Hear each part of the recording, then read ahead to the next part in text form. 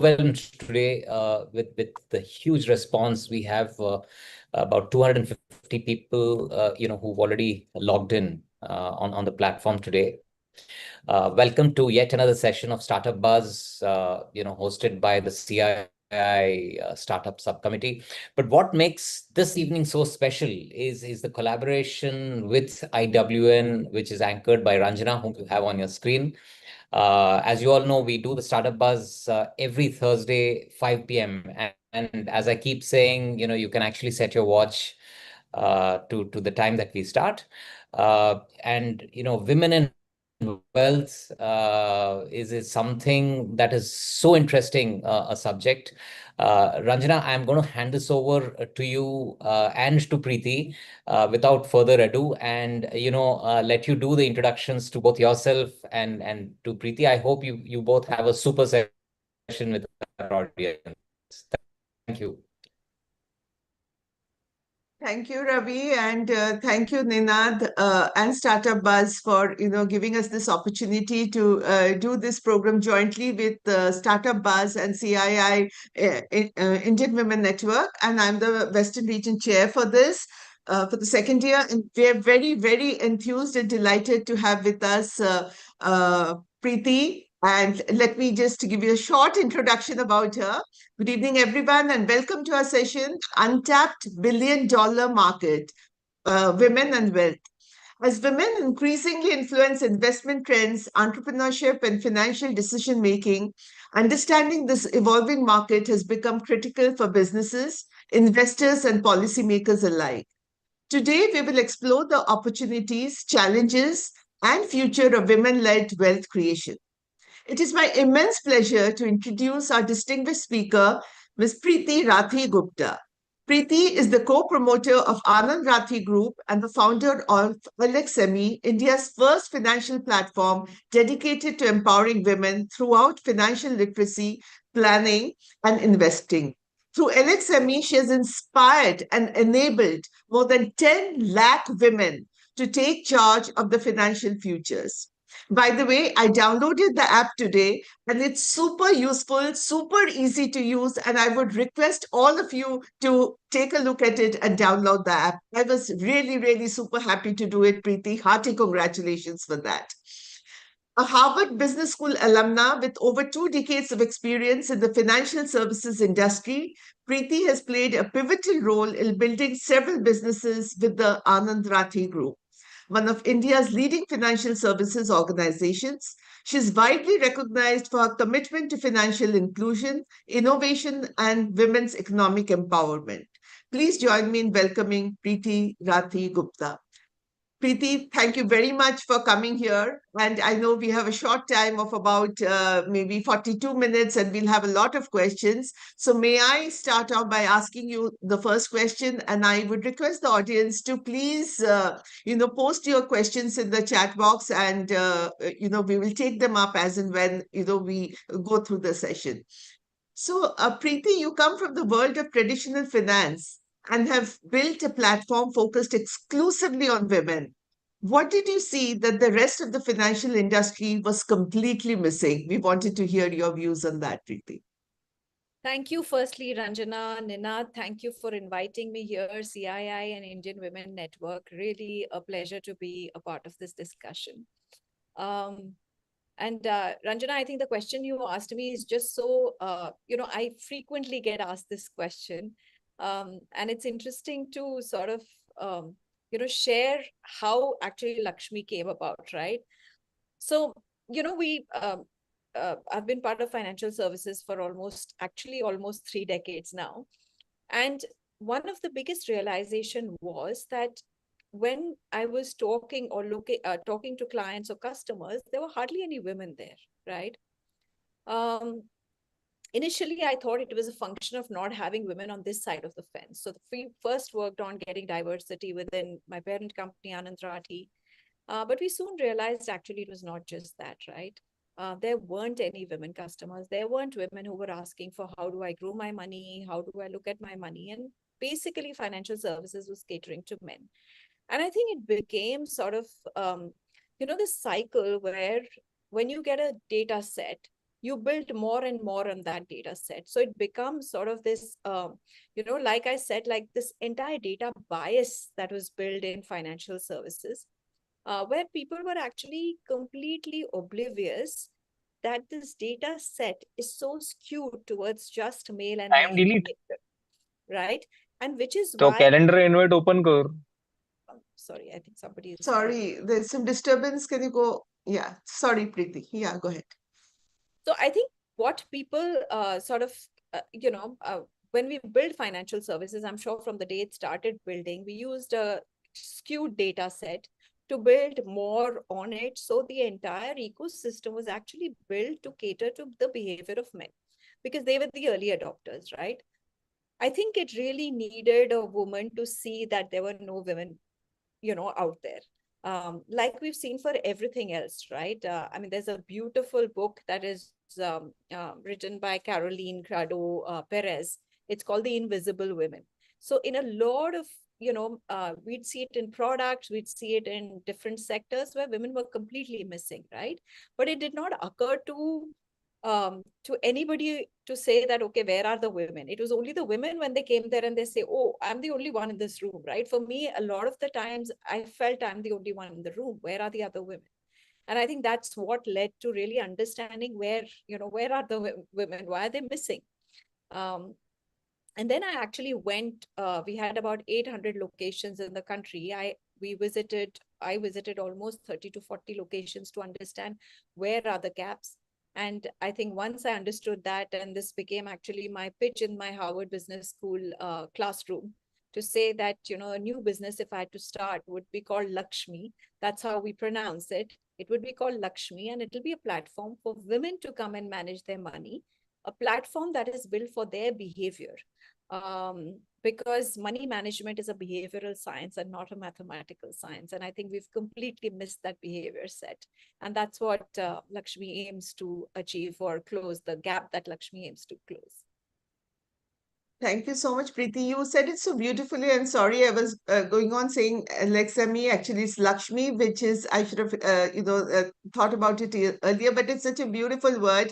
And, I saw when I downloaded the app, you're unapologetically saying it's for women. And you have used, whether it's the colors, whether it's everything, it's not like any other financial app which you open and, you are just sort of completely consumed by it. So, my next question, and which I have also gone through it, do you think India has a wealth and women and wealth problem or a women and confidence problem when it comes to money? Just to give a context, about maybe 25 years back or something, when I started investing, I don't remember the date actually, my wealth manager, he came along with another superior and he asked me where was my husband because, he thought that I can't take the decisions. And I said, if my company can give me millions of dollars to work around, then it was in Wipro. Why can't I handle my own money? So over to you, Preeti, to answer this question. Yeah, so Ranjana, you are absolutely right. And I had a similar experience when I was doing commodity futures. I would get looked through like I didn't exist. But anyways, that's a story for another day. So you're actually, you're right on both fronts.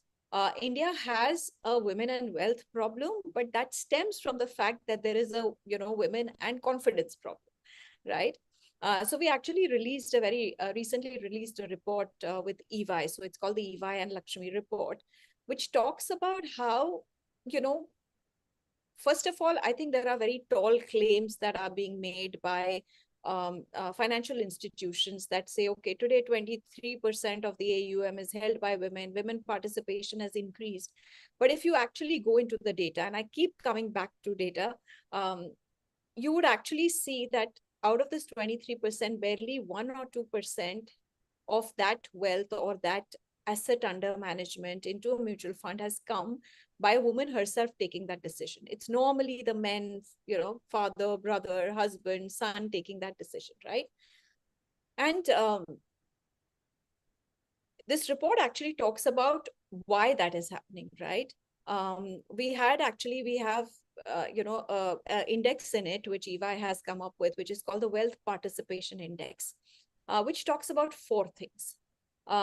One, access, right? What is the access that people have to to all financial products. The second is inclusion. That means how many of them are actually taking it up or they're getting included. The third part, which is actually the most important part, is agency. Where are people actually deciding and saying, okay, I will make a choice of whether I opt for this product or this product, or what do I use to create wealth for myself? And the last piece is outcome. Now, if you measure this, so it's basically an index on 100, and we measured it for women, and women actually score about 29% on this index, barely, which says that 2/3 of this journey is blocked for women. So basically, women have access to it, right? Today, India, where we are, there is no problem with access. Whether it is because of the entire India stack, Jan Dhan, UPI, everything has made all financial services very, very accessible. It's democratized. So it's even, so therefore the ability to even spend small amounts of, invest small amounts of money, all of that is possible, right? So there is not the challenge. Inclusion typically, and especially when it came to women, was always targeted towards credit. How do we give women access to credit, which was largely through, microfinance institutions. But when we come to agency, that's where the number drops very sharply, because that's where women are not taking that choice. And to your point, that's the confidence gap, right? And that's the gap that we need to bridge in order to actually score well on the outcome. So we are all, India today is talking about how much is the financial inclusion, what is the access. But I think it's very important that we start measuring outcomes, that what has all of this given. And once we start measuring that, we realize that women have access, they just don't take up the agency, or they don't have the agency. And how do you close this confidence gap? I made the mistake when I started Lakshmi. I thought it was all about literacy and awareness, right? Unfortunately, it is not just about that. There can be enough literacy and awareness, but does that really give a woman the full confidence to say, okay, now I understood, I'm going to now start investing my money, right? So you have to build, which is what has led us, like you said, you looked at the app, and it's not just a financial app which is packaged in pink, right? It is built on behavior. It is built on how do you close this confidence gap? What is needed? For example, we realized, our insight was that you need a lot of non-financial services for women to actually build that confidence in us as a platform, but most importantly in themselves, right? So for example, Lakshmi is probably the only financial app which has a vision board, where you can actually go and put in all your goals as a picture, and then we connect it with a calculator to say, okay, this is how you can achieve it, right? That's our behavior as women. My mother, I've grown up watching my mother put pictures of what she really wanted on the back of a cupboard door, right? We call it manifestation today, or vision boards today, but that's how we think. Yes. So it's a sort of a amalgamation of all of these behavioral traits that are needed to close this confidence gap. Thank you, Preeti. And what you said about outcomes was very important, because in the end, if you cannot measure something, then, it is not serving its purpose. Very well said. Uh, most fintech startups chase scale through discounts and transactions. You chose education, trust, and community. Was that conviction or a risky bet? No, I think it was absolutely conviction, because even before we started Lakshmi, we actually met almost about 3,000 to 4,000 women to understand what are the blockers, where do they struggle. Also, I think, Ranjana, Lakshmi, building something like Lakshmi, it comes with enormous responsibility, right? Yeah. Because you are enabling a certain, segment of the market which has never really entered or never used financial services. So you have to do it with a lot more responsibility. Second, I think servicing, and I feel this is where, the conventional financial services sort of, that view is so different, because everything that is done for women is either done as a campaign, or it's done as an initiative, or it's done as a CSR activity. And I think for us, it was important to prove that women are extremely sticky, profitable, disciplined users of financial products, right? And to do that, we knew that whatever we built, we have to build with the right foundation, the right value system. So therefore, it was never, for us, it was never chasing those numbers. It was never getting that double-digit growth the next day or the next month, etc. And we were very clear, even when we raised funds. I think we're, very lucky that we have investors on board who understand that this is a business that will take time to build, but it is a very strong, strong business built on very strong foundation. And the customer base is the one that doesn't go around shopping, right? So you don't see, I mean, if cash, for example, discounts and cash offers were all that was needed for women to start using financial services, there was no dearth, right? But if you look across platforms, there are less than 10 to 12% women on most platforms, right? So I think what you need to offer for women is the first thing is trust. It is never about transaction.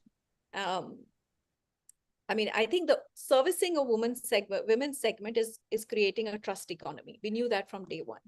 So, which is why very consciously we stayed away from these quick fixes, but stuck to the core values of saying that how do we help her build trust in herself and in us?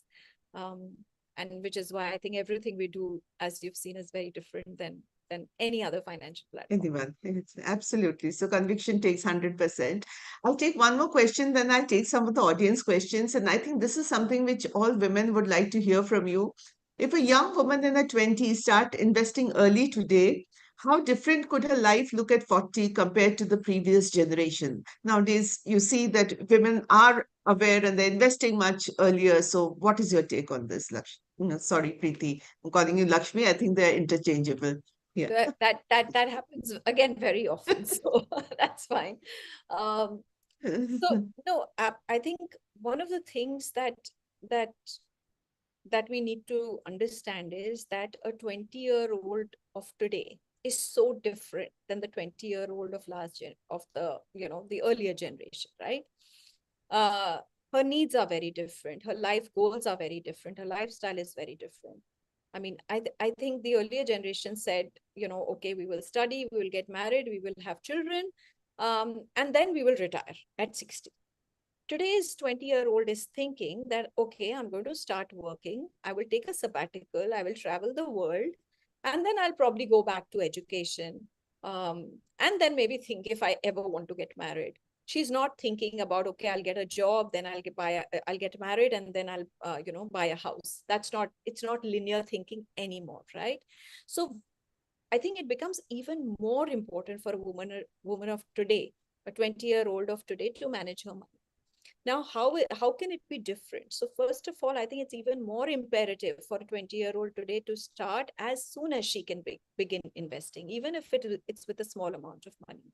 So we did this, that's also part of the EY Lakshmi report, where we said that a woman who starts her career alongside a man, same job, same role, same education qualifications, suffers from the gender pay gap, right? Much as we talk about it, it's still a reality. It's still not closed. Absolutely. For example, in the technology, the IT services, there's still a measured 18% to 20% gender pay gap, right? And then she takes these mini gaps, over a period of her life. And by the time she retires, she actually lands up creating a corpus. I mean, she loses the opportunity of creating a corpus of at least 5 crores more. So she retires with 5 crore less than her male counterpart, right? And that is because she's over-indexed on safety instruments. Her first thought is, how do I create safety pools? So therefore, the money goes into fixed deposits, a little bit into gold, which of course has done fabulously well over the last 2 years. But if you look over a long-term period, it has not always beaten inflation. So which is where she loses a huge chunk of money. So today, if a young girl of today, as soon as she starts earning, she starts investing, her ability to actually, her dream of retiring at 40 and doing what she wants can be very easily achieved, or even taking those mini breaks in between, where she can, invest, create those corpus or those pools of money which allow her to take those sabbaticals, allow her to live life the way she wants to, maybe go back to education. And, like I said, just the lifestyle is so different. So it's very, very important for her to do this. I think at 40, she is a woman who has her own financial freedom, her own financial security. She's making personal and professional choices based on what she wants to do and not what the lack of money forces her to do. So if I've summed it up in some Very well, Preeti. And I think on this topic, we can have some session later, because I think this is something which really is at the core of every woman, who's, in the mid 30s, mid 40s, or even mid 50s, if you can say so, that what is the right time and when to exit, when to do that. I'll take up some questions from the chat that people have put in. The first question you've already answered: how's the financial behavior of Indian women evolved over the last decade? You just answered that, so I will let that pass. What are the biggest misconceptions businesses and investors have about women as consumers and investors?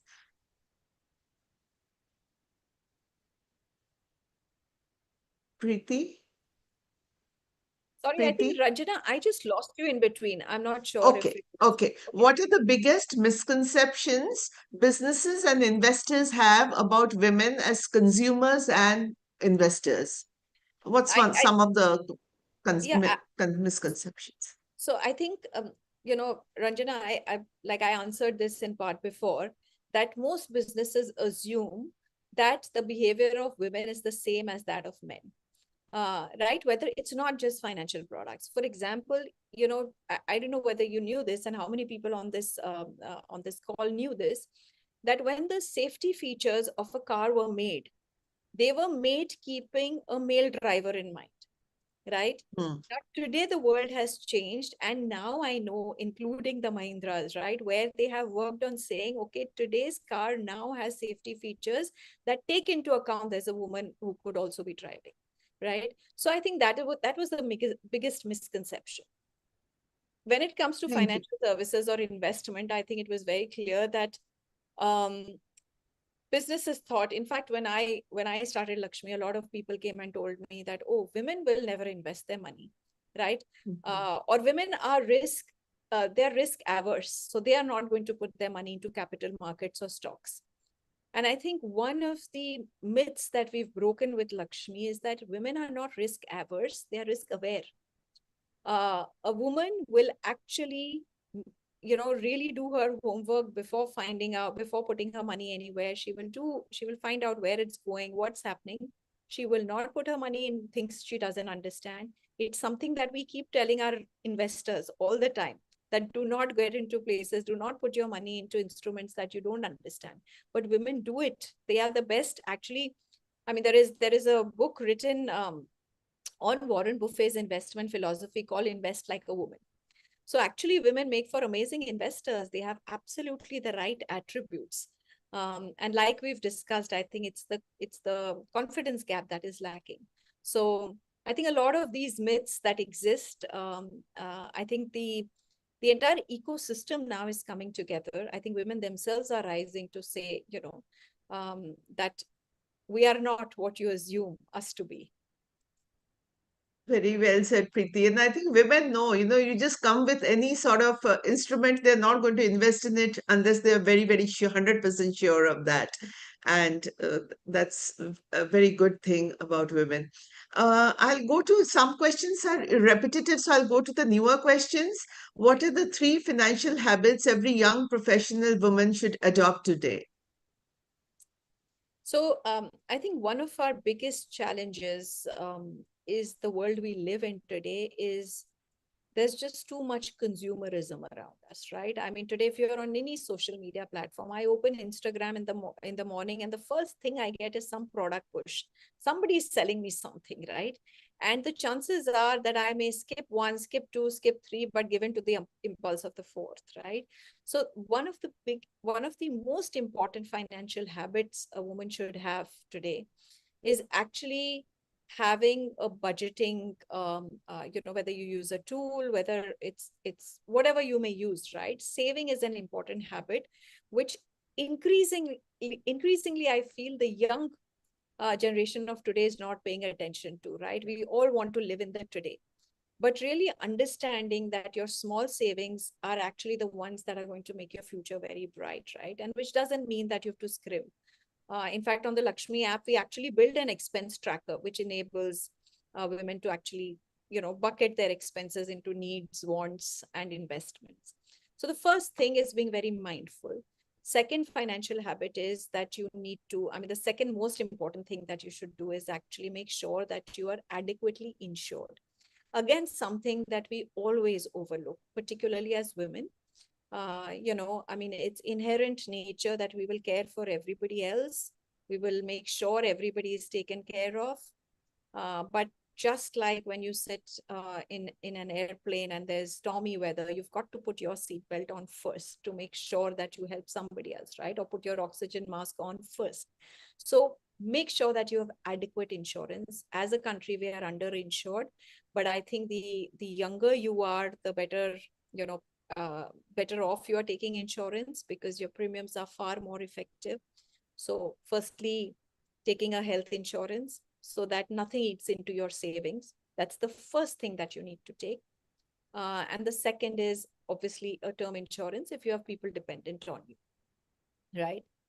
And then, of course, the third thing is invest regularly.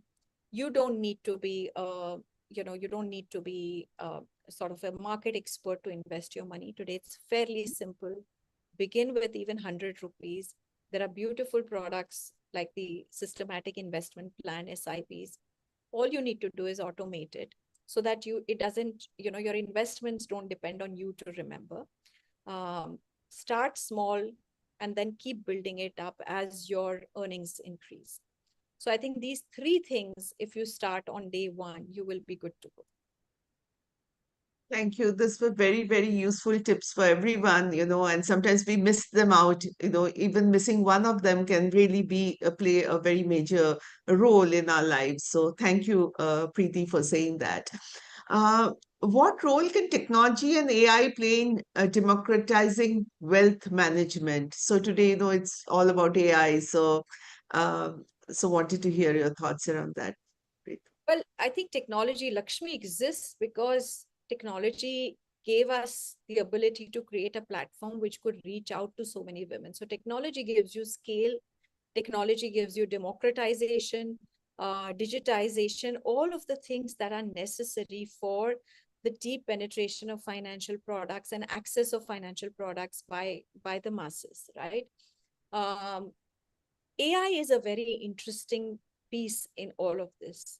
And a lot of people tell me, when I open Instagram, or I get these posts all the time saying AI has made financial advisors redundant, right? Now it's very important to understand. And I'm saying never say never, right? But today where we are, I think AI definitely helps you take into account a lot of information. It helps your advisor more than it helps you, right? To be able to sort of collate information and give it to you in the best possible manner. And if you're somebody who's going on to Claude and saying, please build me a financial plan, yes, Claude will build you a financial plan if you build your prompts right.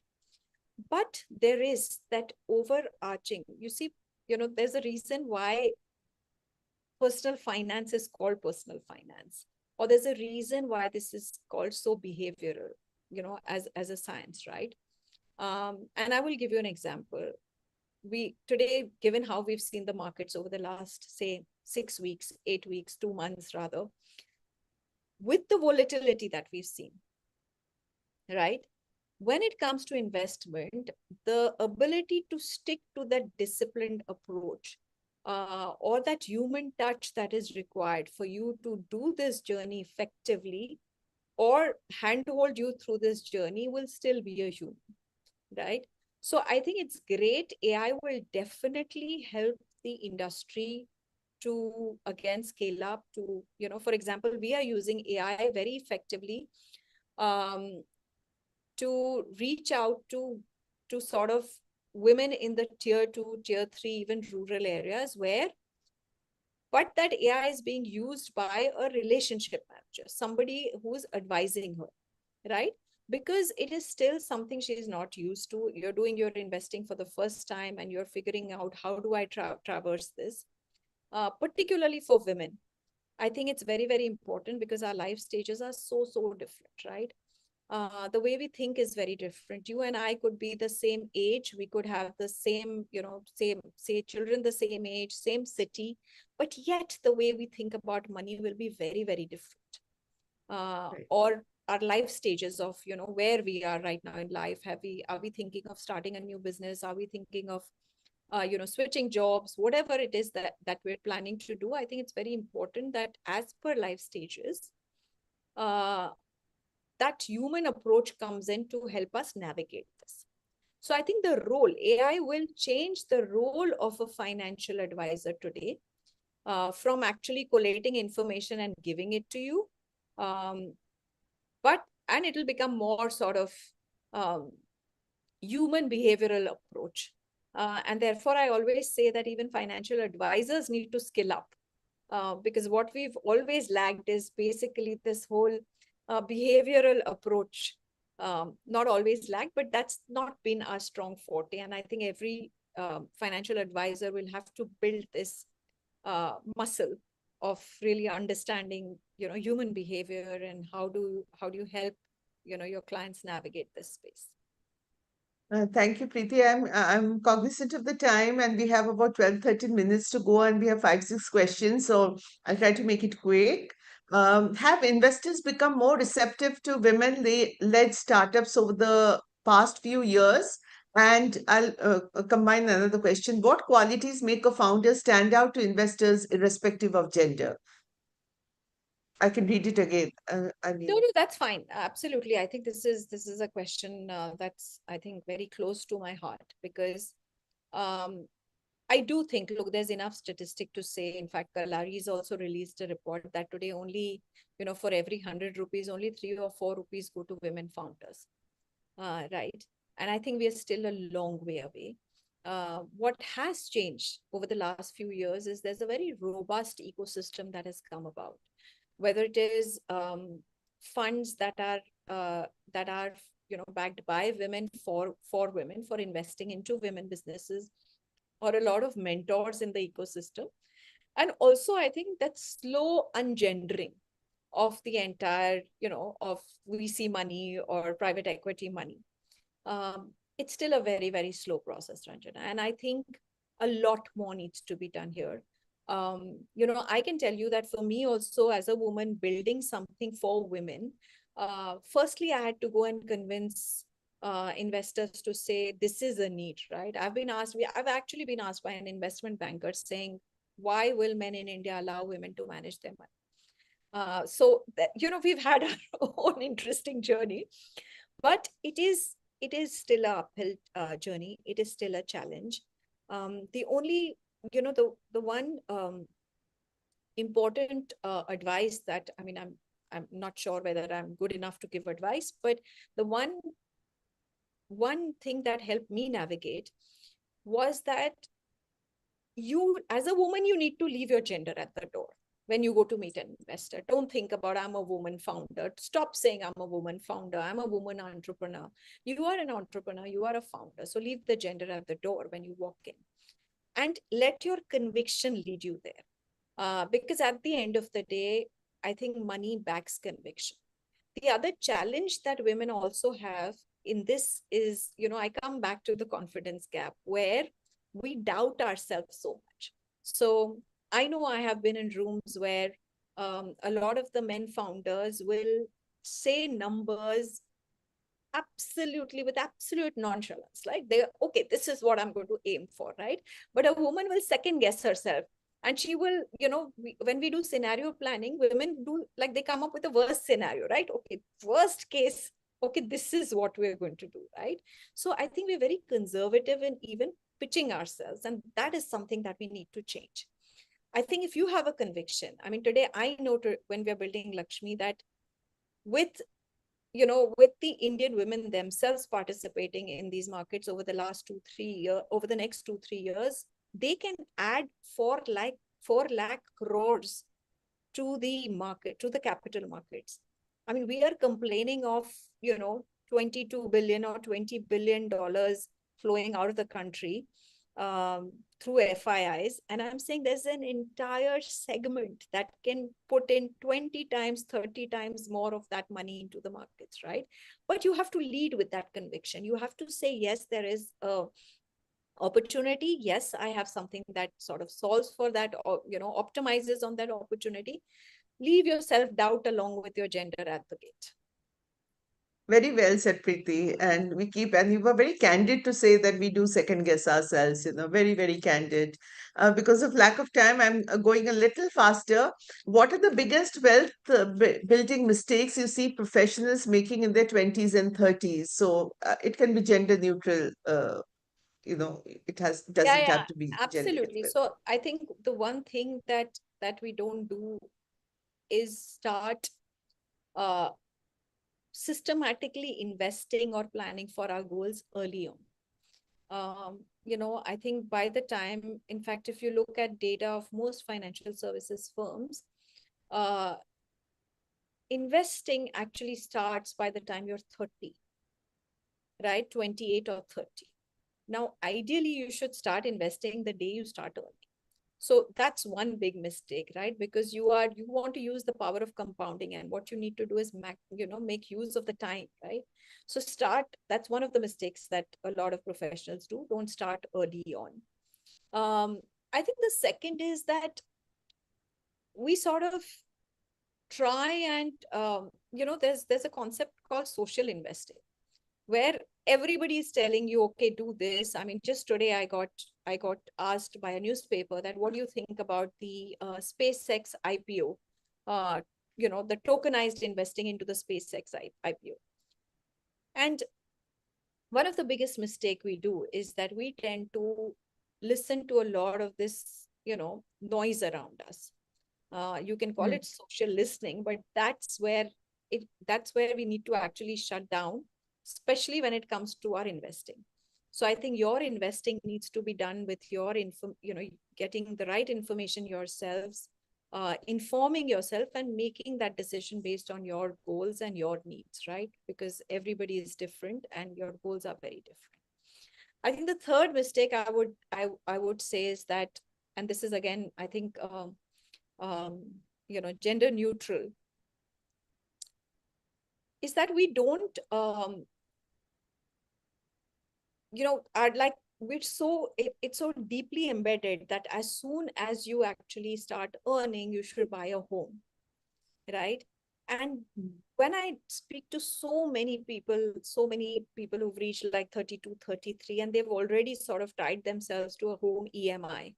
And that actually is an opportunity cost, because you've tied up a large chunk of your salary or your earnings into a home EMI, whereas that is the money that will actually help you build your wealth corpus. So I'm not saying don't buy a house, but there is a right time to buy a house. And I think we've been engineered to start thinking about having a home as soon as we've settled down, have had a job or got married. So I think that's where I feel a lot of professionals make this mistake very early on in their life. Very well said, Preeti. And today, I think the Gen Zs, are quite against buying a home. They want to be footloose and fancy free, which is, I don't know whether uh, they invest or not, but that is something that is coming up.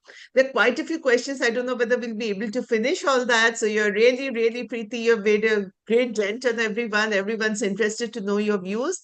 Uh, what are the trusted sources available for someone to understand instruments to make an informed investment decision? Um, Great. I think there are a lot of sources. That's a great question. I think whatever source you use, whether it is, a AI tool you use, or it is, anything on the net, or you read a book, or or you listen to an Instagram fin influencer. I think firstly, just make sure that wherever this information is coming from is qualified in it's, it's coming from somebody or somewhere that is qualified to give you that information. Because I think when it comes to the world of investing, just like relationship advice, everybody has advice, right? So you need to steer away. I would think, I mean, for example, on products, particularly what instruments to use or not use.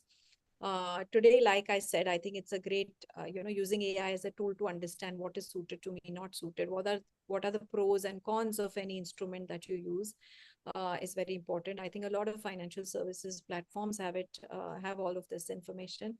And of course, you can always come to Lakshmi to get this information. In fact, we've just yesterday launched a learning module, which I have Awesome. recorded. It's a 12-part learning module where I break down all instruments for you to understand what are the pros, what are the cons.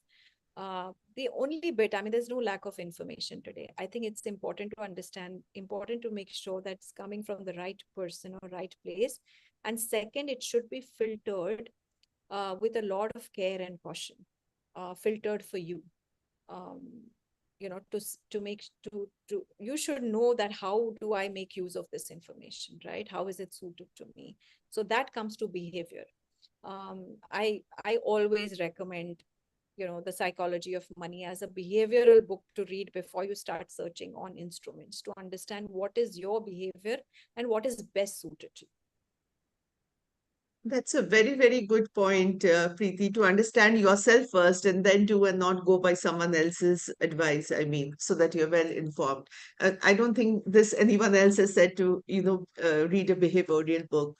I'm very conscious of time, but I would like to ask two more questions. What advice would you give founders trying to build trust in financial services? So I And think how can startups leverage data responsibility to better serve women consumers? We'll take that later, but the first one, yeah, what look, I advice think would you the give? first one to build trust, and I think this is where you need to, anybody who's in financial services needs to move away from product selling to solution selling. I think that itself makes a sea change. Uh, Basically, the way financial services is engineered is, how much money am I making on what product, and therefore, how do I monetize? How do I earn money? And that is a very short-lived game, right? If you have to, in financial services, like I've always said, you have to build trust first. And if you have to build trust, then you have to find a solution. You have to approach it in a way that, okay, let me understand my customer better. Now, this is where I think today technology, uh, you know, AI, and then that alongside your own understanding of human behavior will help you, service your customer better and build that trust. I think we're all in a rush. I mean, unfortunately, and I say this all the time, I think the whole startup ecosystem feels that we've started today, we should become a unicorn next year, and then we should become a unicorn the year after that. And in that rush, we very often lose sight of what is it that we are building, whom is it that we are servicing. And, the temptations are far many along the way. And which is why I think building that trust, even if it challenges, even if it, challenges your sort of your patience, make sure that you're not giving in to these temptations, do it, because that's how you play the long game in financial services. Thanks, Preeti. There's just one last question which you can answer quickly, and this is from me Oh, of actually. course. I mean, our side, CII side, that building a startup in fintech is hard. Building one for women in fintech is even harder. Were there moments when investors, customers, or even society underestimated the opportunity? Now, how did you just push through? You just had to say, I have to get it done. You did talk about it a bit in the beginning. So you can just say in a minute, because I'm very conscious of the time. We have 1 minute to go. Yeah. No, absolutely. I think every day, and this is true actually for anything that you're building. I think you wake up with moments of doubt. You worry whether is it a problem just you see? Is it a problem that doesn't need to be solved?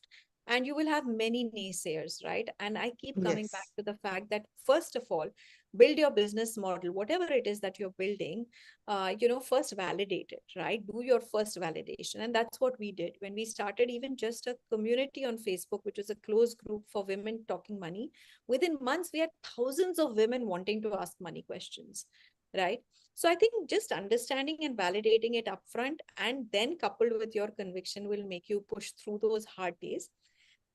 Very important, and I keep saying this, every founder needs to find time every day to speak to at least 1 or 2 customers, right? Because they will tell you whether your solution is working, not working, and they will also help you, give you that courage on hard days. Because when I speak to women on Lakshmi and they tell me, oh, you've changed our lives, or this has happened, or this is what I managed to do, I think we are able to tell ourselves, Riddhi and me, my co-founder Riddhi and myself, I think we say, okay, yeah, we're doing this and we're doing a great job at it.